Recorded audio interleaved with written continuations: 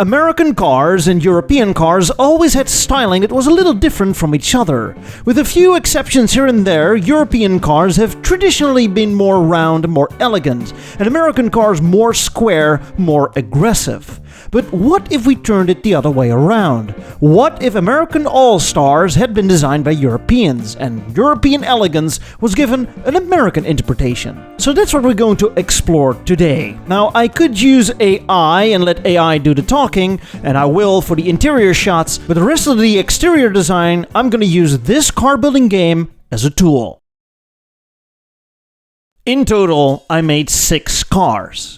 Over at the European corner, we find the 3 most iconic models, which are the 1950 Volkswagen Beetle, representing the bottom end of the market and a prime example of the European people's cars, the 1960 Citroen DS, representing the best of European innovation and design, and the 1970 Rolls-Royce Silver Shadow, the top end of European luxury. These 3 cars will be given an American interpretation of their design. Over in the American corner, we find 3 All-American All-Stars. The 1965 Ford Mustang, a pony car loved all over the world and considered an American automotive icon. The 1959 Cadillac, the ultimate of 1950s excess and space-age styling. And the 1966 Chevrolet Corvette Stingray, by many considered the most Corvette of all Corvettes and a one and only true sports car from America. These 3 cars will be given a European interpretation of their design. But let's start with the Europeans. What would an American Beetle look like? Well, before I show it to you, there were a few real-life examples that show you what an all-American Beetle could have been. There were these aftermarket kits for regular Beetles, turning them into 1940s Fords, and thus give you a slight sense of what a front-engined American Beetle would look like. And then there was this man that decided to completely hand-build a VW Beetle that was in every aspect 40% bigger than the original, coming closer to an American-sized car, and the result is astonishing. It's just a Beetle like any other, but bigger in every possible way. It's bizarre when you look at it, because something seems to look off, but you can't really tell what. It's 1950, and Beetle sales were just starting to take off in Europe. It's at this moment VW decides to go full force into the American market, but not with the original Beetle, but a modified Beetle that meets the American taste instead. And here it is, the 1950 Volkswagen Beetle Club Coupe. Instead of calling it the Type 1 like in Europe, VW chose a more fanciful name to excite the Americans and fully embrace the nickname. Let's break it down. In an effort to meet the American taste, VW decided to modify their standard Beetle. They lengthened the chassis and wheelbase from an original 2.4 meters to 2.7 meters to give more interior room. Now, the original V-Dubs is powered by a 1.1-liter flat-4 rear-mounted engine, a concept that scares Americans as they only know engine in the front, power to the rear. So, in a radical move, VW decided to install an outsourced 3-liter inline 6-cylinder engine in the front, which was also slightly lengthened in order to fit this larger engine. Power was bumped up from an original 30 horsepower to 80 horsepower, and all this is made into a standard 3-speed manual, as the 2-speed automatic was only introduced some 10 years later. In order to let the engine breathe, VW created a unique, heavily louvered front grille with lots of chrome. Right next to it, we find updated headlights that comply with the American regulations. Since recessed glass-covered headlights are forbidden, regular round sealed beam headlights are dumped on the front fenders. This is also done for the turn signals, replacing the semaphore indicators in the door pillars. Lots of chrome has been added, like a chrome strip running across the entire length of the car. The front windshield is replaced by a split 2-pane windshield. Bumpers are bigger and chromed, and the rear split window is also bigger with chrome trim all around it. And of course, white wall tires are standard. The interior is an upgrade above the standard Beetle interior. The dashboard is reworked and now features genuine wood paneling, along with a full set of gauges. The wood is surrounded by painted metal that matches the exterior color and is combined with upgraded cloth or even leather upholstery. And finally, the original small oval taillights are swapped for American-looking units. Chromed extensions stick out of the body, looking almost like subtle fins, and have all red taillights that function as the tail, turn, and brake lights. Next up is the most futuristic car coming from Europe, the Citroen DS. Absolutely radical when it came out in the mid-1950s, with such a sleek and modern look, as well as technology. Citroen was already active in the US market, but with limited success, and this had to change. It was decided to develop a car specifically for the American market, to better compete with the compact and mid-sized American cars that were just getting introduced. It was decided it had to be a station wagon, as the body style enjoyed a surge in popularity because of the rise of the nuclear families. It was going to be based on a stretched DS platform, and after 4 years of development, the car was finished and an American exclusive, 1960 Citroen California. Citroen decided to completely rework the fenders and design of the exterior to meet the American taste of big grills, fins, and two-tone paint, but just 5 years too late. Practically the entire front end is reworked and inspired by various American production cars and show cars from a few years before. The car comes with an underbite. The toothy fishmouth grille has a touch of Chevrolet and Corvette in it. The headlight treatment seems to be closer to mid-50s Oldsmobiles. From the side, Citroën thought, let's play around with that chrome you see everywhere. A massive chrome piece decorates the side, cutting the side into two parts with different colors to keep up with the two-tone paint craze. The door handles are integrated in this chrome piece. All window frames are chromed, and it's even possible to have the roof in a third color option. Chrome roof rails are optional. From the middle, a set of subtle fins begin and run all the way to the back of the car. On the fins, you'll find the California model name. Now, the rear of the original European DS brake looks fairly American with the stacked triple taillights, reminding me of the same stacked triple taillights found on the DeSoto cars. But for the American market, this rear end was also reworked. Massive chrome rear bumper and just above, Gothic-shaped trim that houses the two sets of taillights. The backup lights are also present as two small bulbs placed up top in the roof, as a subtle nod to the original turn signals of the DS. Overall, the rear end has a certain heaviness to it that can be compared to the rear end of a 1958 Buick. To save on costs, the unique interior of the French Citroën is unchanged. They figured that the semi-automatic transmission they had was good enough for Americans to use. The hydropneumatic suspension, although complex, was also kept, as Americans prefer a soft ride.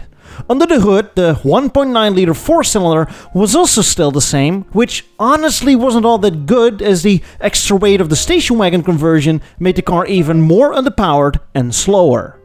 Citroën was late to the party with the California station wagon. The styling looked good in 1955, but not 1960. The American industry already moved on to quad headlights, and some already started to take their fins off their cars. One reason Americans liked their station wagons so much was because of the ample space, because they were based on full-size cars, and so this smaller Citroën didn't stand a chance. By 1964, the car was pulled from the market. And so lastly, what if we look at the top end of the European market? Rolls-Royce. What if Rolls-Royce decided to build a car specifically for the colonies? Well, if you want to have a slight impression of what an American Rolls-Royce would have looked like, then all you need to do is take a good look at the Lincoln Continental Mark III. It has that typical longer, wider American land yacht look with the Rolls-Royce grille dumped on it. But the Lincoln doesn't come close to the exquisite ride, comfort and quality and price of the Rolls, and neither did Cadillac, so there is still room in the American car market for a car that's a step above American luxury. Introducing the 1970 Rolls-Royce Visitant. The name is more than fitting. A visitant is an entity coming from the spirit world, so think of like a ghost or a spirit. Get it? And this entity is visiting the US. Why I didn't become a copywriter instead of a YouTuber, I don't know. Anyway, this is Rolls-Royce's idea for a flagship model for the American market. The designers try to blend the straight-line styling found on many American cars with that grace, pace, and space of a Rolls-Royce. Where the regular silver Wraith stops, this one continues in length. It rides on an even more stretched, long wheelbase platform, with a total wheelbase of 3.2 meters. Total length adds up to a staggering 5.9 meters, or just under 6 meters. The car is powered by Rolls-Royce's regular 6.8-liter L410 V8 engine, but there are talks with Jaguar to install their upcoming 5.3-liter V12 engines. That would be a optional engine, giving the car an edge over Cadillac and Lincoln by offering 4 more cylinders. The front is very much in tune with the regular British Rolls-Royces, a relatively simple chrome bumper with bumper holders, and above that we find the dual round headlights in square chrome bezels, to give the car a more American look. Massive vertical corner fenders have an additional lights and turn signals incorporated, much in the same way as the original Rolls. And in the middle we find, of course, the massive chrome tombstone that's the iconic Rolls-Royce grille. Rolls-Royce decided to change the interior design to meet American tastes. Classic round gauges are replaced by a horizontal speedometer, oh so common in American cars. Controls are rearranged in one horizontal bar. The V-shaped center console just below that is also redesigned. Wood accents are added as well as air vents, and the steering wheel is a 3-spoke with wood trim and contains the Rolls-Royce logo in the center. The side is devoid of any ornamentation, other than the necessary front and rear markers, a chrome line under the doors and door handles. To convince Americans this is truly a step above the others, it has suicide doors to give you that special feel. Of course it comes standard with a vinyl roof, and this also includes the Visitant model name badge. A big no-no on British Rolls-Royces, but Americans like to show off, so why not? White wall tires, however, are a bridge too far. The rear is equally simple. The same squared-off rear fenders house the taillights with a classical oval shape, a reference to the turn signals up front and the taillights of the British Rolls. Rolls decided to convert the turn signals from amber to red for the American market. Now, let's give it up for the American team. First up is the European version of the Ford Mustang. After the release of the Mustang in 1965, the car became an absolute cult classic. If you could only name one all-American automotive icon, it has to be the Mustang. Which is interesting, considering back home the Mustang was praised for its European looks. European looks. Other than the bumpers, I don't really see it. If you want to have a slight real-world idea of a European Mustang, then take a look at the Brazilian F&M Onca, which is the result of the Mustang and Alfa Romeo had a baby. It's a weird parallel universe car. Anyway, seeing the success of the Mustang in America, US Ford decided that its European subsidiaries, so Ford UK and Ford Germany, also needed a Mustang for Europe. In the real world, this car came in 1968, which was the Ford Capri. In all aspects a European Mustang, similar proportions, similarly styled and loved by many. But what is often forgotten is that the Capri had a predecessor, the 1966 Ford Cavallo, developed in record time and released 1 year after the US Mustang. Cavallo is the Italian word for horse. Whereas the US Mustang was a pony car, a compact sports car with an affordable price, the Cavallo was positioned as just a small, nimble sports coupe, but with a retail price putting it out of reach of most Europeans. Well, it wasn't ultra expensive, but it wasn't cheap either. It competed with most British roadsters and small sports cars. General Motors reacted with the Opel GT 2 years later. The real magic of the Cavallo is under the bonnet. The only engine available is the Lotus-tuned 1.6-liter twin-cam 4-cylinder, directly taken from the Ford Cortina, giving this lightweight some real pep with 90 horsepower. After all, it's all about the power-to-weight ratio. The styling is decidedly European, with a few hints to the American Mustang. The dead giveaway is the overall shape and the fastback roof, which is a miniature copy of the fastback Mustang. But because of the smaller proportions, it looks cute, if a bit odd. For the front end, the designers chose to give it an aerodynamic shape that was common on most European sports cars, roadsters and GTs. The sloped front end relates to the other pointy front ends of various British Fords at the time. The headlights are tucked into the body. Instead of a bold grille, a so-called bottom breather is chosen, so an air inlet under the front bumper. The bottom breather roughly follows the same shape as the American Mustang grille. The bumper and the turn signals are inspired by the American Mustang, and so are the small dual gills just above the bumper, a reference to the grooves right beside the grille of the American Mustang. The side is devoid of any ornamentation, other than a body crease that is almost an exact copy of the body crease on the US Mustangs, only smaller. The fastback is grazed by two side windows. The rear also takes it easy. The small bumper, as you'd find at the front, is also installed in the rear. The rear styling is very European, with regular round taillights commonly found on various passenger cars and sports cars at the time. No backup lights, these were optional. Inside, standard European sports car practice. Black plastic everywhere, but it does come with an American-inspired sports steering wheel. Two big gauges behind the steering wheel provides you with speed and RPMs. The Lotus engine is mated to a 3-speed manual transmission. This car needs no introduction. If you think of 1950s rock and roll Elvis jukebox diners, you think of the 1959 Cadillac with the massive towering fins. Unabashedly American, General Motors is almost embarrassed to try and sell the car in continental Europe, where there is a different standard of what was considered good taste. In the real world, something like a European Cadillac was created, the 1961 Cadillac Jacqueline. A one-off that was designed by the Italian coach builder Pininfarina. The car looks graceful with simple elegant lines and no oversized fins inside. But in our alternative universe, GM already carried out a styling exercise to design a 1959 Cadillac for the European market.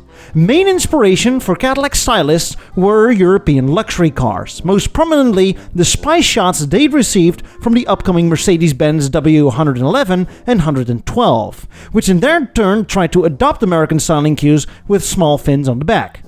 After 2 years of development, Cadillac released the 1959 Cadillac Monte Carlo, a one-off concept car for the European car shows. The name, much like Seville and Biarritz, is a reference to the Mediterranean coast and later adopted by a Chevrolet personal luxury car in the 1970s.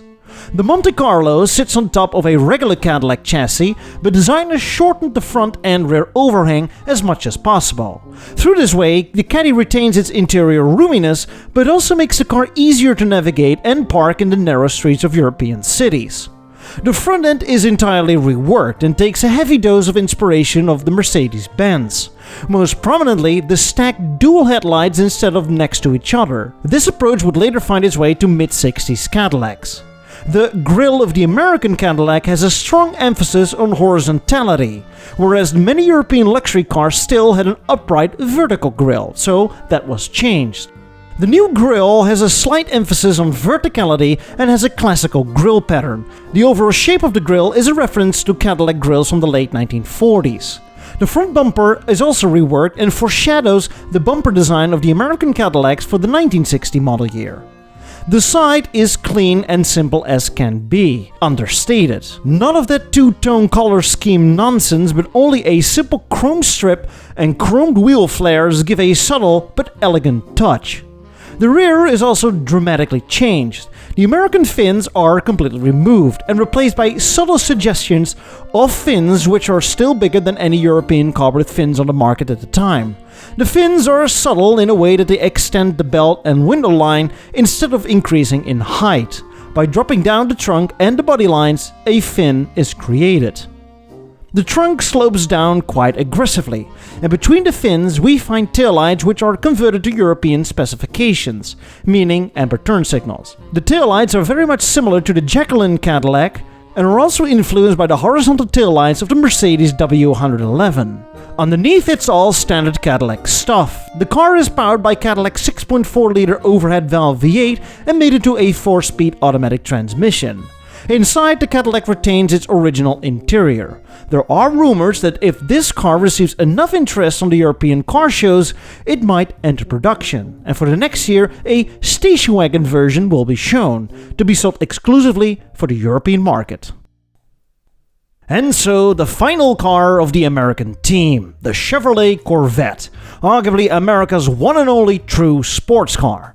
Interestingly enough, the first generation Corvette was meant to look European, taking influence from various Italian sports cars. But when the second generation comes around, the C2, that image flew out of the window in favor of a crisp, sharp, all-American design. General Motors thought that this design might be too radically American for European tastes, and ordered to make a slightly reworked version for the European market, in an effort to better compete with the European sports cars and Grand Tourers. Now, if you want a real-life example of somewhat of a European Corvette, various Italian coach builders have had a go at Europeanizing the Corvette, like the Chevrolet Corvette Rondine, custom coach built by Pininfarina, which was actually ordered by GM. You can really see the sharp edges have been toned down a bit, and it's just a bit more flowing, a bit more elegant. Seeing the success of the Corvette Rondine concept car, GM ordered to build a European Corvette, specifically for the European market, but only slightly tweaked here and there instead of a completely different body, in order to keep the cost down. The result? The 1966 Chevrolet Clipper GT. That's right, instead of calling it the Corvette, GM chose a different ship type, the Clipper, also famous for being a speedy ship. They even changed the badge to a stylized ship. In essence, this is a reworked 1966 Corvette Stingray. The fastback roof is still present, but no wraparound rear window. Instead, a flat rear window covers the backside, joined by two sporty-shaped portholes or upper windows on the sides. Here, the sharp edges have also been taken off the car, but the Coke bottle styling, so the front and rear fender hips, are raised in height and even more aggressive to give it a pronounced flowing beltline and thus European elegance. The front end is heavily reworked. Gone are the hidden headlights of the American Corvette, replaced by a set of dual headlights inserted in the body. The grille is also made larger and bolder, giving the car an aggressive look. The split bumper up front is replaced by a simple one-piece design, but the turn signals are still in their original spot. On the rear, some interesting stuff happened as well. It's still a fastback, but it no longer ends in a sharp point. The design is changed to a more conventional fastback design where the trunk is widened and raised to accommodate a regular trunk, something the American Corvette lacked. The taillights are also changed. They are bigger and no longer recessed into the body. They are converted to European specifications. The outer lights are the brake lights and the turn signals, and the inner lights are the tail lights and the backup lights. The rear split bumper is retained, but the exhausts are given a unique design treatment. They are now stacked and sit between the split bumper, a unique twist. Considering the interior of the American Corvette is rather sporty, GM didn't bother to change it for the European market. Instead, the brakes are upgraded and the car is given stiffer suspension.